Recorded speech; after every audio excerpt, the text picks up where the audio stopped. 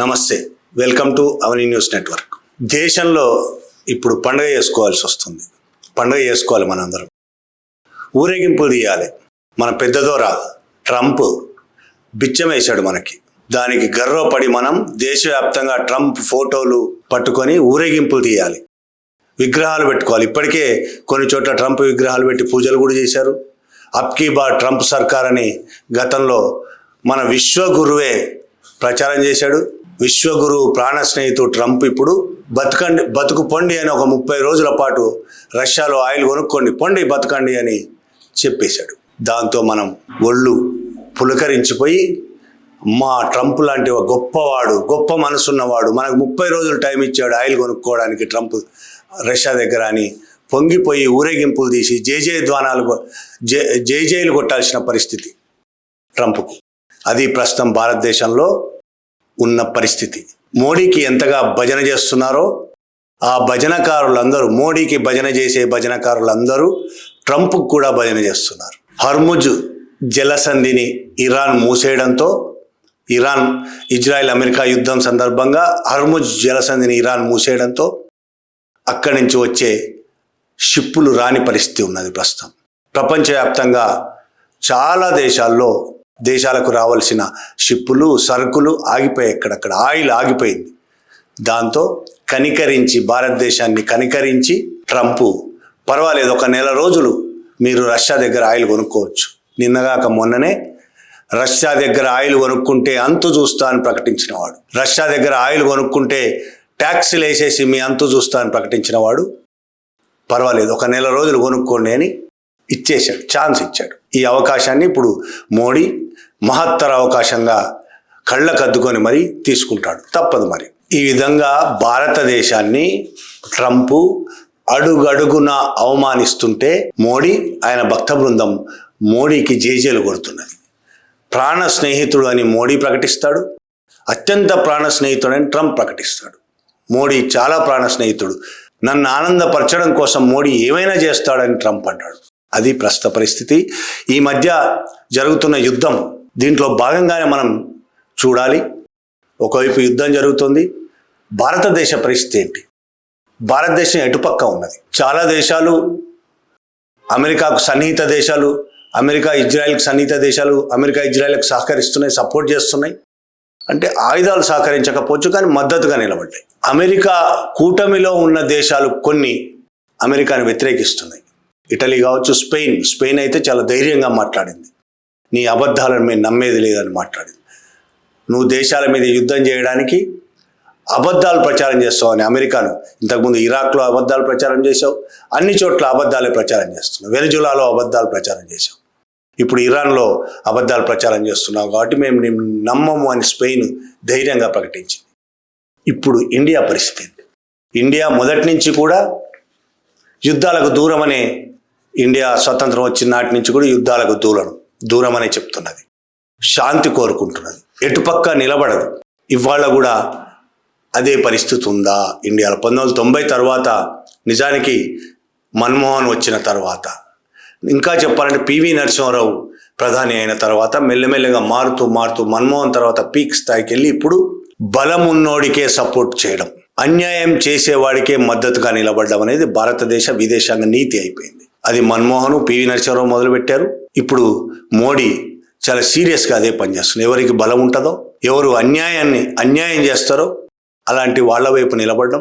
దానికి మనం ఒక ముసుగేస్తాం, భారత ప్రయోజనాలు అని. భారత ప్రయోజనాల కోసం విదేశాంగ నీతి ఉంటుంది అని చెప్తాం. ఇందులో భారత ప్రయోజనాలు ఏంటో కూడా మనం ఆలోచించాలి.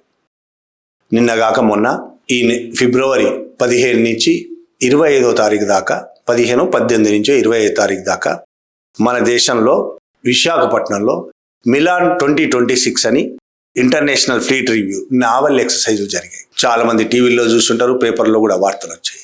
అందులో 74 దేశాలు పాల్గొన్నాయి. 74 దేశాలు. అందులో అమెరికా ఉంది, ఇరాన్ కూడా ఉంది. ఇద్దరు అతిథులుగా వచ్చారు, మనం ఆహ్వానిస్తే అతిథులుగా వచ్చారు. యుఎస్ వచ్చింది, ఇరాన్ కూడా వచ్చింది. 74 దేశాలు పాల్గొన్నది, నావల్ ఎక్సర్సైజులు చేశారు. ఇరాన్ నుంచి వచ్చిన నౌక iris Dena, IRIS iris Dena అనే నౌక ఇరాన్ నుంచి వచ్చింది. అందులో 100 మందికి పైగానే నావీ సైనికులు ఉన్నారు. దాదాపు వారం రోజుల పాటు ఇక్కడ విన్యాసాలు చేశారు. రాజ్నాథ్ సింగ్ పాల్గొన్నాడు, రాష్ట్రపతి పాల్గొన్నది.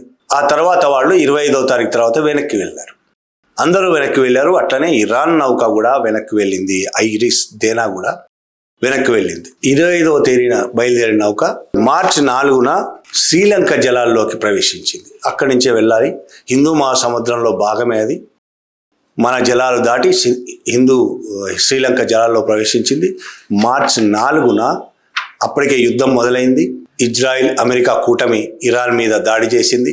ఇరాన్ రిటార్ట్ చేసింది. ఆ యుద్ధం మొదలైంది. ప్రపంచవ్యాప్తంగా దాని ప్రకంపనలు కనిపిస్తున్నాయి. మార్చి 4న ఇండియా వచ్చి వెళ్తున్న ఐరిస్ దేనా షిప్ మీద అమెరికా దాడి చేసింది, దాన్ని ముంచేసింది. అందులో 80 నుంచి 100 మంది దాకా చనిపోయారనేది వార్త. 87 డెడ్ బాడీస్ని శ్రీలంక సైన్యం వెలికితీసింది. శ్రీలంక సైన్యం వెంటనే దాడి జరగగానే సైన్యం అక్కడికి చేరింది, నావీ అక్కడికి చేరింది. 34 మందిని రక్షించింది, హాస్పిటల్లో చికిత్స అందిస్తున్నది. 87 మంది డెడ్ బాడీస్, ఇంకా డెడ్ బాడీస్ కోసం వెతుకుతున్నారు. మన దేశం అతిథిగా వచ్చిన వాడు ఇరాన్ తిరిగి వెనక్కి వెళ్తుంటే, మన దేశానికి అతిథిగా వచ్చిన ఇంకొక దేశం యుఎస్ అదే ఇరాన్ షిప్ను ముంచేస్తే మనం కిక్కురుమనలేదని ఇప్పుడు అంటే నిన్ననే కదా మాట్లాడింది అని అంటాం. కావచ్చు, నిజమే.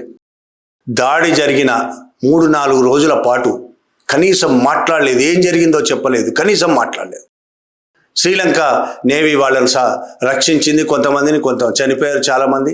మన దేశానికి అతిథిగా వచ్చిన వాళ్ళు తిరిగి వెళ్తుంటే దాడి చేయడం ఏంటి అనే ప్రశ్న మన ప్రభుత్వం నుంచి రాలేదు. కనీసం చనిపోయిన సైనికులకు నివాళులు అర్పించలేదు మన దేశం. తీవ్ర విమర్శలు రావడంతో చివరికి ఒక స్టేట్మెంట్ రిలీజ్ చేసింది. మోడీ కాదు స్టేట్మెంట్ ఇచ్చింది, అధికారులు ఒక స్టేట్మెంట్ రిలీజ్ చేశారు. అది మునిగిపోతున్నట్టు మాకు సిగ్నల్స్ వచ్చిన వెంటనే మేము కూడా సహకారానికి వెళ్ళామని. ఎక్కడ వెళ్ళారో ఏంది వార్తలు అయితే రాలేదు. వీళ్ళు స్టేట్మెంట్ అయితే ఇచ్చారు కానీ వార్తలు అయితే రాలేదు. మనం ఇంతగా అమెరికా అంటే భయపడిపోయే పరిస్థితి ఎందుకు వచ్చింది? ఎందుకు భయపడుతున్నాం అమెరికాకు? ఇరాన్ సుప్రీం ఖమేని చనిపోతే కనీసం సంతాపం తెలియడానికి వారం రోజులు ఎందుకు పట్టింది? వారం రోజుల పాటు అన్ని నోరు మూసుకొని ఎందుకు కూర్చోవాల్సి వచ్చింది? ఇరాన్ మనకు స్నేహితుడే కదా, మిత్రదేశం కదా, అందుకే కదా ఆహ్వానించారు నావెల్ ఫ్లీట్ కోసం. పాపం వాళ్ళు అమాయకంగా వచ్చి ఇక్కడ ఎక్సైజ్ చేసి పోతూ చనిపోయారు. అటువంటి స్నేహితుడు నిన్నగాక మనం పిలిచి అతిథిగా ఆహ్వానించిన స్నేహితుడు, ఆ స్నేహ దేశం చీఫ్ చనిపోతే కనీసం సంతాపం తెలపలేదు. ఖండించడం పక్కన పెట్టండి, అలా ఒక దేశ అధ్యక్షుడిని ఖండించడం అనేది పక్కన పెట్టి అది ఆశించలేం మోడీ నుంచి. కనీసం సంతాపం ఎప్పుడు తెలిపారు? పెద్ద ఎత్తున దేశవ్యాప్తంగా విమర్శలు రావడంతో నిన్న ఇక్కడ ఇరాన్ రాయబార కార్యాలయానికి మన విదేశాంగ కార్యదర్శి విక్రమ్ మిశ్రీ వెళ్ళి ఆ రాయబారంలో ఉన్న పుస్తకంలో కండోలెన్స్ బుక్ ఉంటుంది. ఆ కండోలెన్స్ బుక్లో సంతాపం తెలుపుతూ సంతకం చేసి వచ్చాడు. అది కూడా మోడీ చేయలేదు, ఒక అధికారిని పంపించాడు. మన దేశానికి వచ్చి తిరిగి వెళ్తున్న షిప్పును పేల్చేస్తే మనం మాట్లాడం. మన స్నేహితుడు, మన స్నేహ దేశం, మిత్రదేశం చీఫ్ చనిపోతే చీఫ్ను చంపేస్తే మనం మాట్లాడం. వ్యతిరేకించడం పక్కన పెట్టండి, చంపేయడాన్ని వ్యతిరేకించడం, షిప్పును ముంచేయడాన్ని వ్యతిరేకించడం పక్కన పెట్టండి. కనీసం సంతాపం తెలపడానికి కూడా మీనమేషాలు లెక్క పెడతాం. ట్రంప్ నుంచి ఆదేశాలు వచ్చాయా లేదా?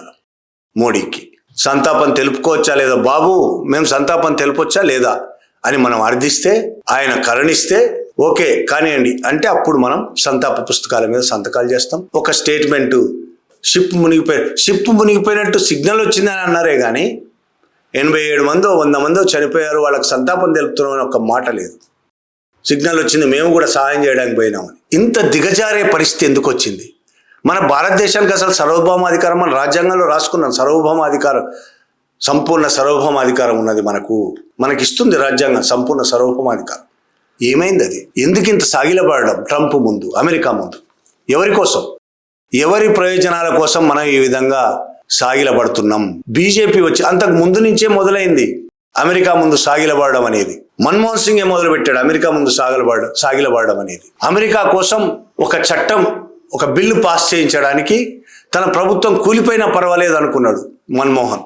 అంత బానిసలా తయారైన పరిస్థితి మన్మోహన్ నుంచి మొదలైంది. ఇప్పుడైతే మామూలు బానిస కాదు, అసలు కట్టు బానిస. ట్రంప్ ఏం మాట్లాడినా సిగ్గు లేకుండా నోరు మూసుకొని కూర్చుంటాం. మనం తిట్టినా ఉమ్మేసినా సిగ్గు లేకుండా నోరు మూసుకొని కూర్చుంటాం. ఎన్నిసార్లు అవమానించాడు మనం ట్రంప్? పహల్గామ్ మీద దాడి జరిగితే, ఉగ్రవాదులు పహల్గామ్లో దాడి చేసి అనేక మందిని చంపేస్తే ఆపరేషన్ సింధూర్ పేరుతో మనం పాకిస్తాన్ మీద యుద్ధం ప్రకటించినాం.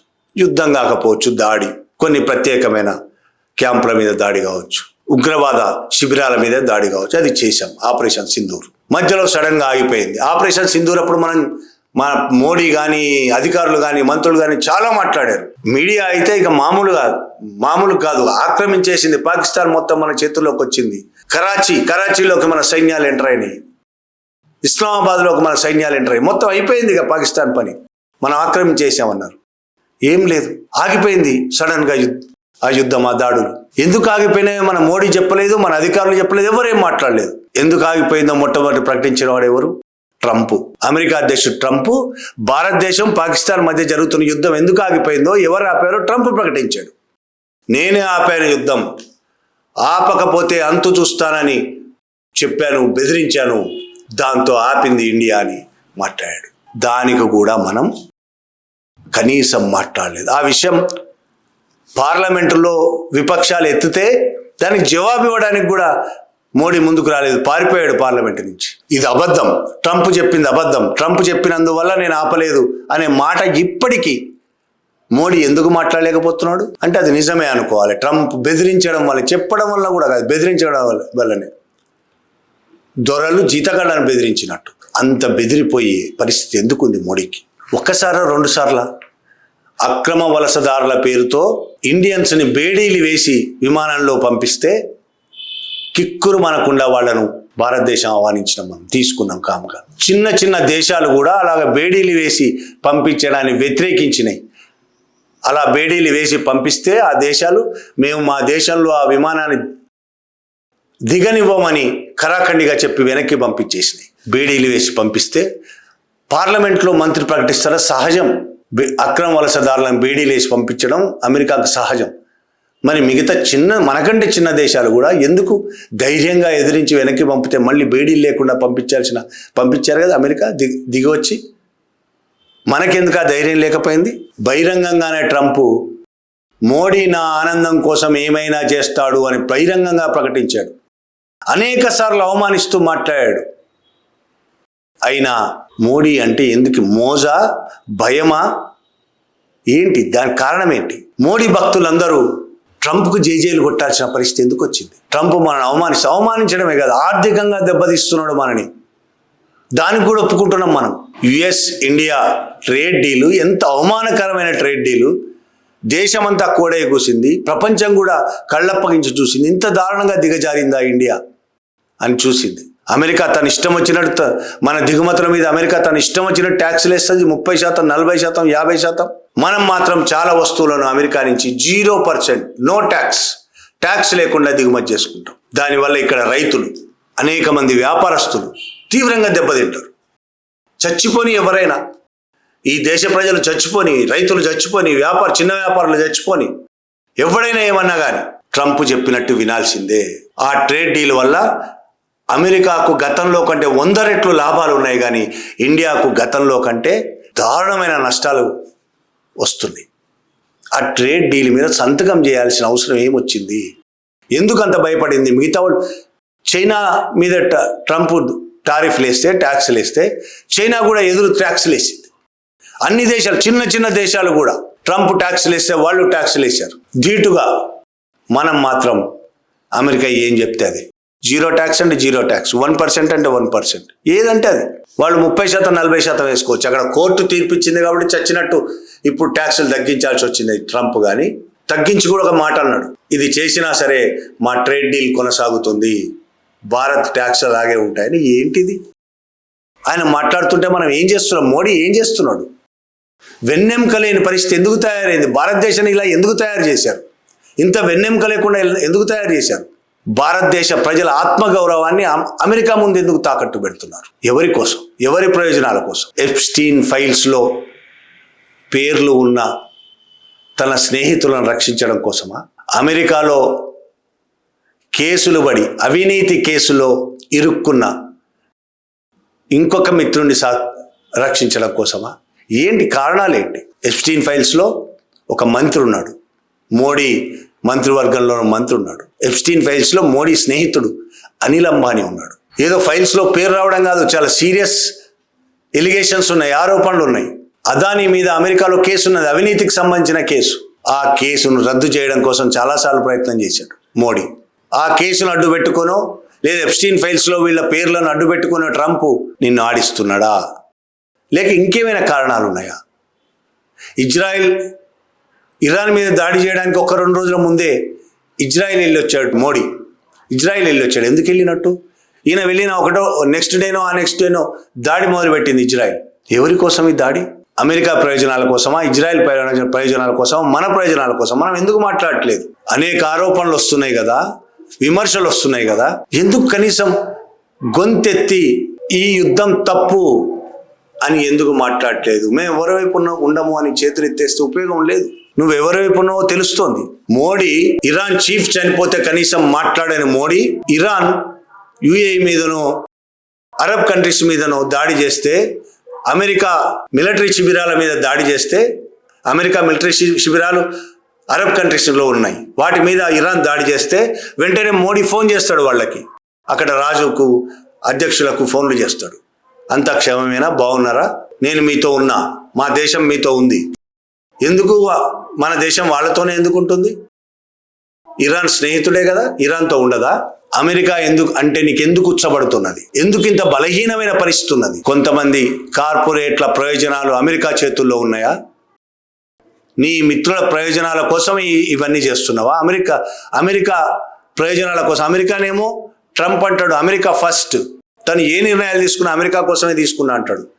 ఇప్పుడు ఇజ్రాయెల్ కోసం కూడా తీసుకున్నాడు. యుద్ధం ఇజ్రాయెల్ కోసం నడుస్తున్నది, దాంట్లో అమెరికా ప్రయోజనాలు కూడా ఉండొచ్చు. మనం మాత్రం ఇండియా ఫస్ట్ కాదు. మన మోడీకి, మన బీజేపీ ప్రభుత్వానికి మోడీ ఫస్ట్, ఇండియా ఫస్ట్ కాదు. మనకు కూడా అమెరికానే ఫస్ట్. మన ప్రయోజనాలు గాలికి పోయినా పర్వాలేదు, మన ప్రజలు చచ్చిపోయినా పర్వాలేదు, రైతులు ఆత్మహత్యలు చేసుకుని చచ్చిపోయినా పర్వాలేదు, వాళ్ళ ట్రేడ్ డీల్ లాంటి వాటి వల్ల అమెరికా ప్రయోజనాల కోసం మన దేశం సర్వనాశనమైనా పర్వాలేదు, అమెరికా ప్రయోజనాలను కాపాడడానికి మోడీ నిలబడతాడు. భారతదేశంలోనేమో అదానీ, అంబానీ, వేదాంత ఇటువంటి కార్పొరేట్ కంపెనీల ప్రయోజనాలు కాపాడడానికి నిలబడతాడు. విదేశీ నీతి దగ్గరకు వచ్చేసరికి అమెరికా ప్రయోజనాల కోసం నిలబడతాడు. అనేక కష్టాల మధ్య మనకు రష్యా ఆయిల్ అతి చౌకగా ఇచ్చినప్పుడు అమెరికా రష్యా దగ్గర ఆయిల్ కొనొద్దు అని నేను బెదిరిస్తే కొనకుండా ఆపేయడం అనేది ధైర్యం అంటారా? దాన్ని చెప్పని 56 ఇంచుల ఛాతీని దాన్నే అంటారా? అంత పిరికితనం ఎందుకు ఆవహించింది? ఎవరి కోసం? బ్లాక్మెయిల్ చేస్తున్నాడా నిన్ను ట్రంప్? ఏంటి అందులో ఉన్న లోగుట్టేంటి? భారత ప్రయోజనాలకు తప్ప వేరే ఆలోచించేవాడు ఎవ్వరు కూడా ఈ భారతదేశంలో ఉండాల్సిన అవసరం లేదు. భారత ప్రయోజనాలంటే భారతదేశంలో 140 కోట్ల ప్రజల ప్రయోజనాలు. భారత ప్రయోజనాలంటే అదానీ, అంబానీ, వేదాంత లాంటి వాళ్ళ టాటా, బిర్లాల ప్రయోజనాలు కాదు. భారత ప్రయోజనాలంటే 140 కోట్ల మంది ప్రజల, పేదల, మధ్యతరగతి ప్రజల, చిన్న వ్యాపారస్తుల, ఉద్యోగస్తుల, వీళ్ళందరి ప్రయోజనాలు కాపాడే వాళ్లే కావాలి. వాళ్ళ ప్రయోజనాలు, భారత ప్రయోజనాలు అంటే వీళ్ళ ప్రయోజనాలు. 80-90% ఉన్న దోపిడికి గురవుతున్న ప్రజల ప్రయోజనాల కోసం నిలబడ్డవాడే ఈ దేశస్థుడు. ఈ దేశం మీద ప్రేమ ఉన్నట్టు. నువ్వు నిలబడ్డది 10%, 5% మంది ఉన్న కార్పొరేట్ కంపెనీల, వేల కోటీశ్వరుల ప్రయోజనాల కోసం నిలబడ్డావు. ఆ ప్రయోజనాల కోసం అమెరికాకు దేశాన్ని తాకట్టు పెడుతున్నావు. ఇది దేశం ఇప్పుడు మోడీ చేస్తున్న పని. యుద్ధం సంగతి పక్కన పెట్టండి. రేపో మాపో యుద్ధం మరింత పెరిగి 3వ ప్రపంచ యుద్ధంగా మారితే మోడీ ఎవరి వైపు నిలబడతాడు? కనబడుతున్నది. అమెరికా వైపు, ఇజ్రాయెల్ వైపు నిలబడతాడు. అమెరికా మోడీని తన ప్రయోజనాల కోసం వాడుకుంటుంది. దానివల్ల భారత్కి లాభం ఉండదు. ఒకవేళ 3వ ప్రపంచ యుద్ధం రాకపోయినా సరే ఈ రోజున్న పరిస్థితుల్లోనే అన్ని రకాల ఆర్థిక మాంద్యం పెరిగిపోతుంది. ప్రపంచవ్యాప్తంగా పెరుగుతాయి, యుద్ధం వల్ల పెరుగుతుంది. అన్ని రేట్లు పెరిగిపోతున్నాయి. మన దగ్గర కూడా అన్ని రకాల రేట్లు పెరిగిపోతున్నాయి. ఆయిల్ ధరలు విపరీతంగా పెరిగే అవకాశం ఉంది, పెరుగుతాయి రేపో మాపో. ఎవరి కోసం పెరుగుతున్నాయి? ఇది ఎవరికి లాభం? ఆయిల్ ధరలు పెరగడం కార్పొరేట్ కంపెనీలకే కదా, లేదు అమెరికాకు. అమెరికానే నీకు ఆయిల్ నేనే అమ్ముతా, నా దగ్గర కొనుక్కో, లేదంటే వెంజుల దగ్గర కొనుక్కో అని మోడీ గొంతు మీద కత్తి పెట్టింది కదా, చచ్చినట్టు ఒప్పుకున్నాడు కదా. ఇప్పుడు ఒక నెల రోజులు ఛాన్స్ ఇచ్చాడు, పో బతుకుపో, రష్యా దగ్గర కొనుక్కోవచ్చు. నెల రోజుల తర్వాత మళ్ళీ కొనుక్కుంటే ఊరుకుంటాడా ట్రంప్? ట్రంప్ ఊరుకోకపోయినా మన మోడీ గారు వెళ్ళేట, సార్ నెల రోజులు అయిపోయింది, ఇక మళ్ళీ మీ దగ్గరే కొనుక్కోవచ్చా? అప్పటికి యుద్ధం ఆగిపోతే చచ్చినట్టు మళ్ళీ మోడీ ఎక్కువ రేట్ అయినా వాడు ఏ రేటు చెప్తే ఆ రేటుకు మళ్ళీ కొనుక్కోవాల్సిన పరిస్థితి. ఇంత దిగజారి బీజేపీ ప్రభుత్వం, మోడీ, ఈ దేశ ప్రయోజనాలే, ఈ దేశ ప్రజల కోసం మేము పనిచేస్తున్నాం అని చెప్తున్న ఆర్ఎస్ఎస్, వీళ్ళందరూ దేశ ప్రయోజనాలను ఇక్కడ కార్పొరేట్లకు, అక్కడ అమెరికాకు తాకట్టు పెడుతున్నారు. దీన్ని ఈ దేశ ప్రజలే ఎదుర్కోవాల్సి ఉన్నది. Thank you very much.